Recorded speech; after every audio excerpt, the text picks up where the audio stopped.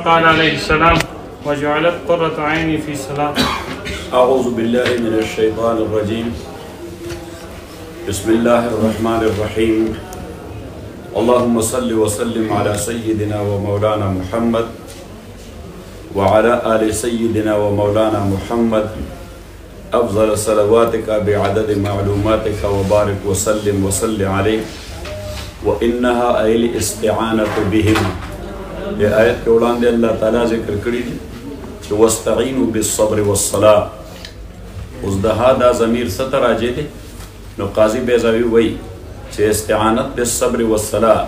دا یو خصلت دی. نو دا ضمیر د ها د دې خصلت ته راجع دی نه استعانت بالصبر والصلاة. او استعانت بالصبر والصلاة مفهوم دا دی. نبی علیه الصلاة والسلام د رمضان متعلق وایي وهو شهر الصبر. دې وجه محققین علما وایي واستعینوا بالصبر والصلاة. وتاسو اعانت غواړئ الله تعالی نه روجې سره او منځ سره. هر چې منځ دی نو حدیث د بخاري کې راځي حضرت عائشة صدیقه رضی الله تعالی عنها فرمایي چې کان رسول الله صلی الله علیه وسلم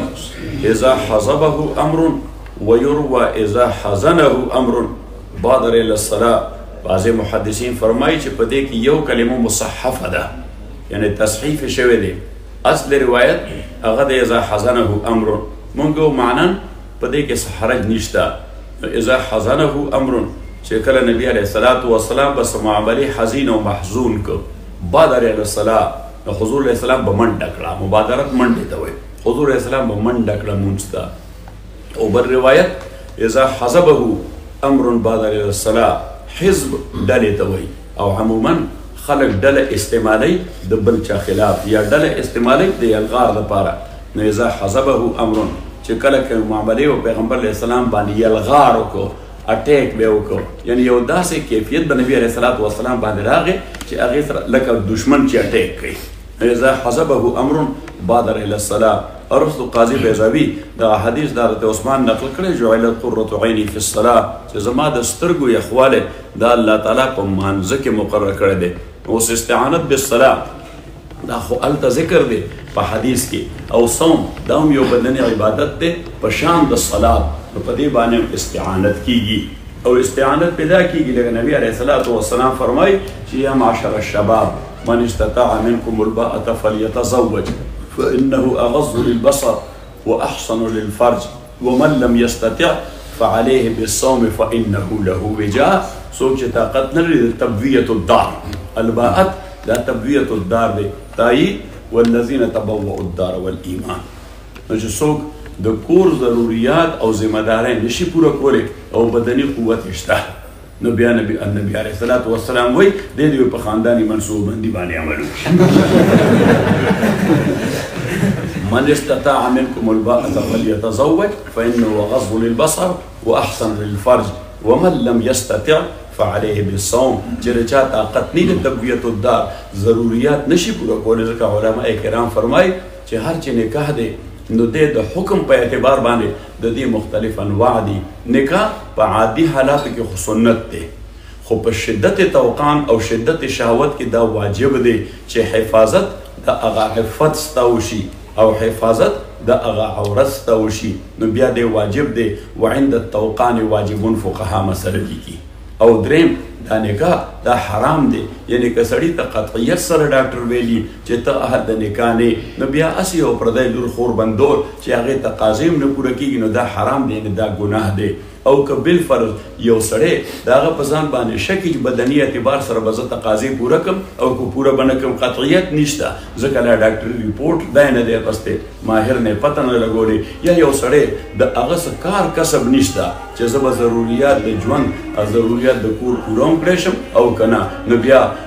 بعضې احوالو کې دا مکروه تحریمي دی او بعضې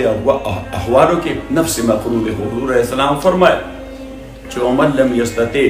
فعليه بالصوم فإنه له وجاء. چې د تبویة الدار قوت نی نو دی د روجي نشي. اوس دا استعانت صورت دی. نو واستعینوا بالصبر والصلاة. خو په آیت کې اصل مسله دا ده چې د یهودیانو د پاره رکاوټو دوه څیزونه چې نبي علیه الصلاة والسلام باندې ایمان نه راوړو. یو خدا چې دا تعلیم یافته خلکو او اهل مدینه دا کاشتکارانو هغوی له خو دستخط هم نه ورته نو تعلیم یافته خلک دا همیشه استحصال کوي استغلال کوي ایکسپلایټیشن کوي د غریبو کسانانو او د غریبو مزدورانو لوبې کوي ورسره مختلف طریقې سره د هغوی نه هغه مال بټوروي یهودیانو به دقه چل کوه یو خو د سعودي کاروبارو هغوی له به یې قرضې ورکولې کاشتکارانو دوی به سرې ته ضرورت و تخم ته به یې ضرورت و ټریکټر ته به یې ضرورت و نو دوی نه به یې قرضې اخیستې نو په هغې باندې به یې هغوی انټرست او سود اخیسته دا یو استحصال و او دویم دا چې دوی تعلیم یافته و نه یې غریبانان له خط هم نه ورته نو په خط لیکلو کې یا په خط لوستلو کې به دوی ته محتاج و نو د دوی یو بادشاهي په هغوی باندې مقرر وه نو چې نبي علیه الصلاة والسلام راغی او دعوت یې ورکړ نو د دوی په انکار لپاره باعث دا و چې دوی وی که دا پیغمبر مو ومنه صلی الله علیه وسلم نو یو خو دی به را باندې دا د استحسان لار بند کړي چې تاسو څه کوئ د خلکو وینې زه ویسکئ نو مالي نقص دی پکې او بل چې دی پیغمبر پسې روان شو بیا خو موږ له څوک نه راځي خلک به ټول دله ورځي نو دا پکې د منصب نقص دی او نبي علیه السلام مسند دیلمي کې حدیث دی چې ما ذئبان جائعان ارسلا فی غنم بافسد لها من حرص المرء المال والشرف لدینه او کما قال علیه الصلاة والسلام چې دوه دي شرمخان او لیوګان دا د کنډک د ګډو بیزو دپاره دومره خطرناک نه دي لکه د مسلمان د ایمان دپاره چې حب مال او حب جاه څومره خطرناک دی داسې نبي علیه الصلاة والسلام تشبیه ورکړه نو دا حب مال او حب جاه نو الله تعالی وایي زه ورته اعلان شم که نه دا بیماري ده نو چې موږ بیماران شو بیا ډاکټر له نه ځو لږ زور سره علاج کوو که نه او دوایي دا روحاني بیماري ده نو د دې روحاني بیمارۍ علاج درته ښیم او تاسو روجي نیسئ روجي نیسئ چې حب مال مو ختم شي شهوات به مو کنټرول شي صحیح او تاسو مونځ کوئ دا سر په خاورو باندې الله تعالی ته لګوئ چې دا حب منصب مو ختم شي عاجزي درشي پیدا شي نو الله تعالی وایي چې اوس تاسو په دې خبرو پوهېږئ او تاسو علما خلک یې تاسو علما خلک یې استاد شیخ مولانا سعید صاحب دی د طالب علمۍ د زمانې نه ډېر ذکي فطن سړی دی نو عزیزانو واستعینوا بالصبر والصلاة نو دا ان هذا ضمیر دا گویا د خصلت ته راجع دی بعضې مفسرینو هغوی دا ها راجع کړی دی صرف صلات ته چې د قریب مرجع ده نو موږ ووایو چې څه حرج دی په دې کې چې خصلت ته راجع شي استعانت خدای په دواړو وایي چې تخصیص یوازې صلات سره ولیکې او ما ووایي چې د مونځ نه خو دا روژه زیاته ګرانه ده ګرانه نه ده دا زیاته ګران دی وجه الله وانها لکبیرة الا علی الخاشعین یقینا دا خصلت ډېر لوی ثقیل شی دی دا کبیره قاضي بیضاوي په خپله وایي کبیرتون په معنا د ثقیلتون او الصلاة اوس قاضي بیضاوي دا نه کوي چې ګینې صرف په خپل تفرد باندې روان دی چې د ها ضمیر راجع کړی دی خصلت ته چې شامل د استعانت بالصوم او بالصلاة دواړو له د استعانت بالصبر والصلاة دواړو له بلکې ورسره دا ویلي دي چې زموږ د مفسرین د خبرو سره هم څه اختلاف نشته چې هغه یې مرجع دا صلاة ګرځولی دی نو هغه وایي چې او الصلاة وتخصيصها برد الضمیر الیها لعظم شانها واستجماعها ضروبا من الصبر هغه وایي چې دا مونځ دا مختلف انواع د صبر د شامل متناول دی او جملة ما امروا بها ونهوا یا د دې نه مراد جمله هغه امور دي چې هغه مامور به دي یا منهي عنه دي نو وانها معنا دا ده چې په ماموراتو باندې عمل کول او د منهیاتو نه روکاوېدل لکبیرة دا ډېر ګران کار دی صحیح او ټول دین حاصل د دې چې یا مامور دی یا منهي دی نو ما بېګا یو ځای زه چې دا ډوم حقانې کې مې ذکر وکړو مې زموږ په کلي کې یو ساده سړی و نو هغه نه چا تپوس وکړو ته خو ټوله غویان سړی یوې کې مونځونه خو کې نیک سړی خو ته په دین پوهېږې هغه ورته وې او پوهېږم وې د دین حاصل څه دی او دوره ښکلې خبره وکړه وې د دین حاصل دا دی چې کوه مه کوه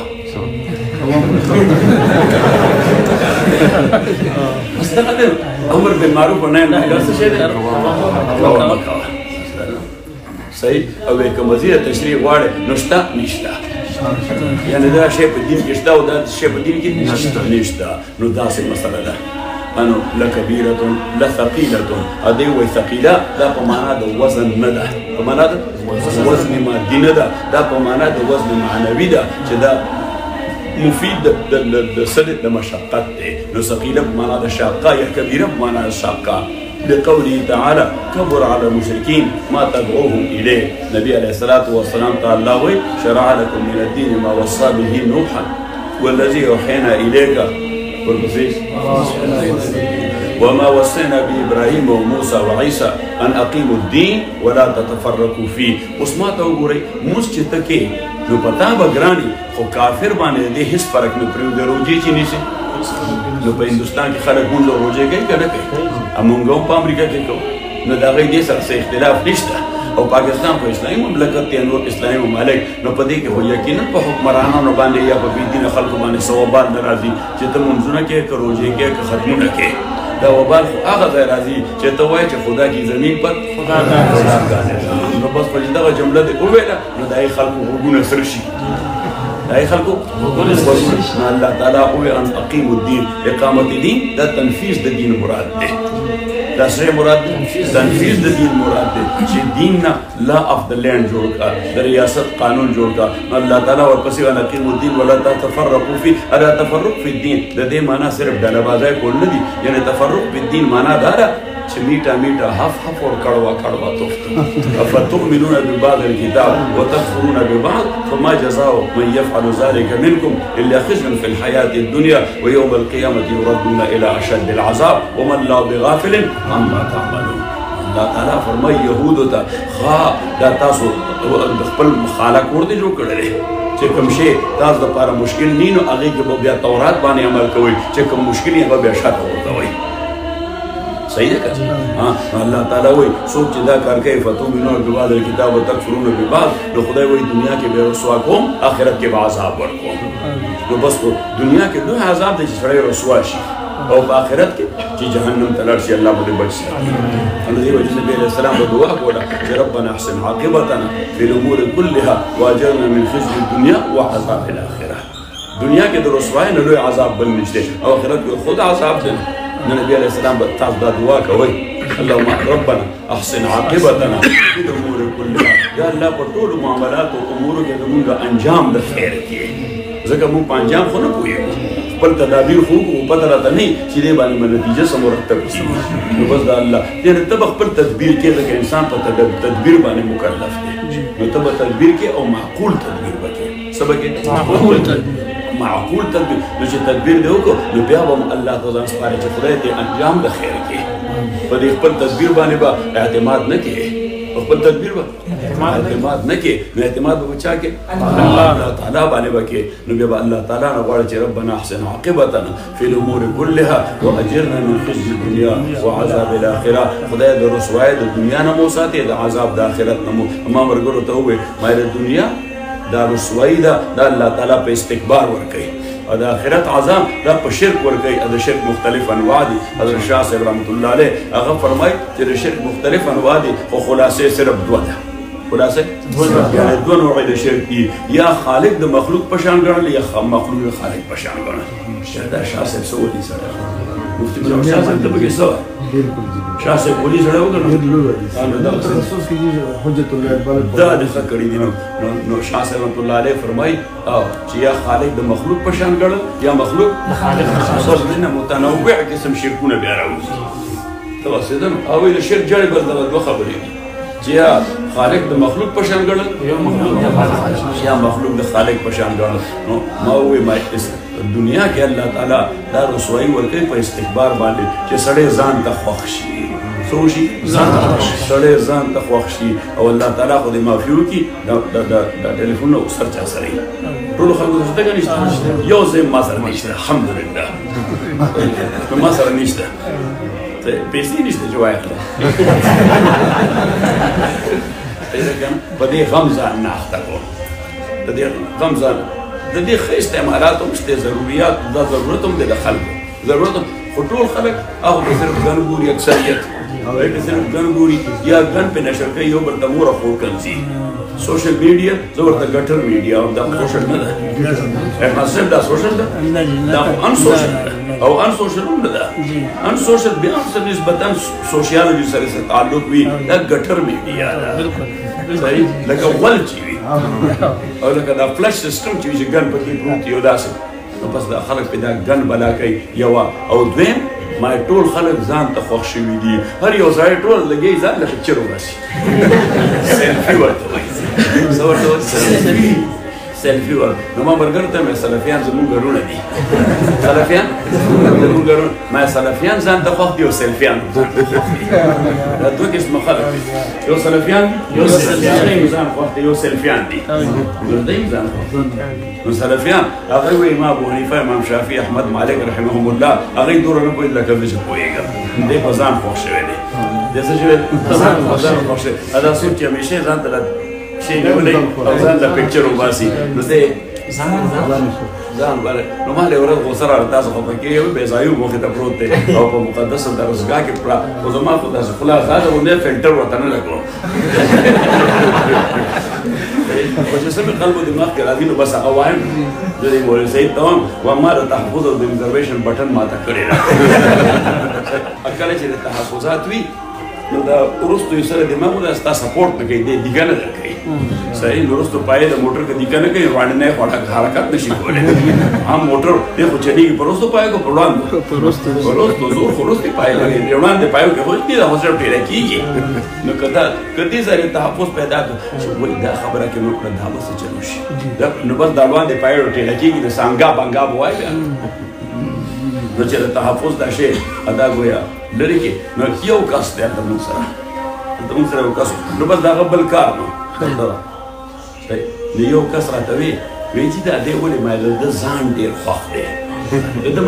ځان ډېر خوښ دی نو هغه له هم خبرې خوند ورکړو وی سوری خوښ دی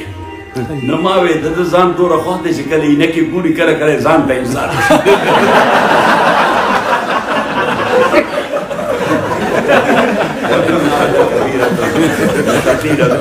شاقة لقوله تعالى كبر على المشركين ما تدعون إليه أغلط الله تعالى أن أقيموا الدين ولا تتفرقوا فيه نما بتفرق في الدين أخذ هذا شتى بازي حسابان عمل كي شتى غير تاتس تكليف لي أو شتى كم تات لك تكليف يا مشكلات تتبادل كي ناقي نظام لا تفرق في الدين ده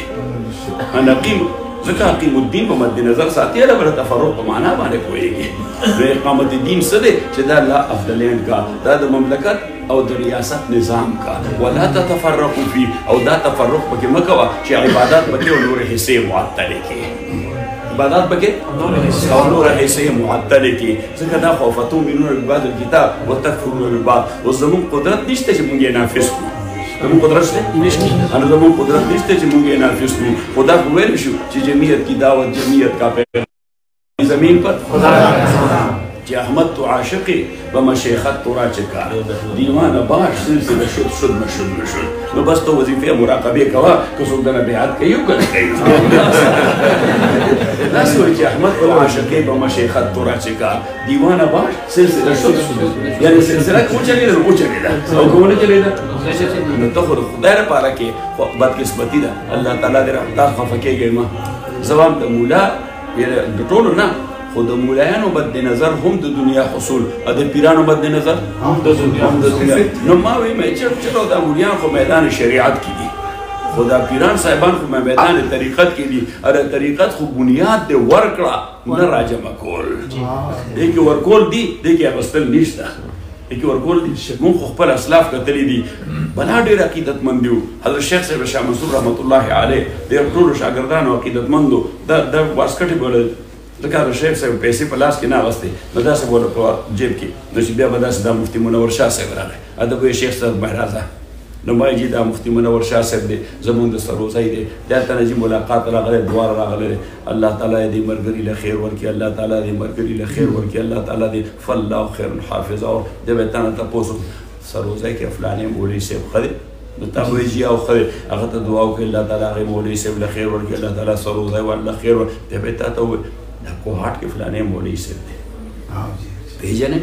نو ته به او چې الله تعالی کوهاټ ولا خیر ورکړي الله تعالی هغه مولوي صاحب له خیر ورکړي نو وې تو اوس کیسار شه موږ سره په ډوډۍ وخورې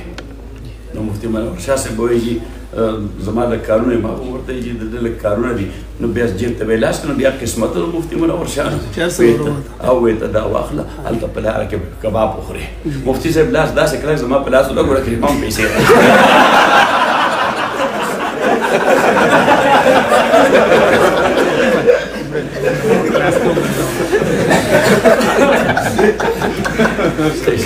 مولوي صاحب درته مولوي صاحب نږدې دی خیر وإنها لكبيرة إلا على الخاشعين وإنها لكبيرة إلا على الخاشعين. نور خبر بعد تكو بس عمرك كافي نور بسيد مولي سيدرتا يوم دعاء الحمد لله رب العالمين والصلاة والسلام على رسول محمد وعلى أصحابه أجمعين. اللهم ربنا ارحمنا بالقرآن اللهم ذكرنا بالقرآن ما نسينا وعلمنا منه ما جهلنا واسكتنا تلاوته آناء الليل وآناء النهار. الله تعالى دا قرآن ستا فاينل أو آخرني مسج دي ودا أكمل أتم مسج دي خدای په دې اتم پیغام باندې مونږ کوی. الله تعالی زموږ دې څومره چې د دین خدمت کړې د قرآن کریم خدمت کړې خدای هغه مرقدر ومنه. الله تعالی قاضي بیزاوی ټول مسر احسان کړل. قاضي بیزاوی سره ډېر احسانونه په آخرت کې. الله قاضي بیزاوی سره ډېر احسانونه په آخرت. خدای د زمانه د قاضي بیزاوی نه چې چا هم دغه کتاب لوستل دي تعلیم ورکړ دي تعلم کړ دي مستقبل کې وکړي الله تعالی د قرآن فهمي ورکړي. الله تعالی د قرآن فهمي ورکړي. الله د قرآن فهمي ورکړي. د تاسو په دې عظیم اداره کې مولوي سعید سے تاسو دا قاضي بیزاوی تفسیر وی الله تعالی مولوي سعید سے لم خیر ورکړي. الله تعالی تاسو لم خیر درکړي. الله تعالی تاسو ټول د علم او عمل ترقه نصیب کړي.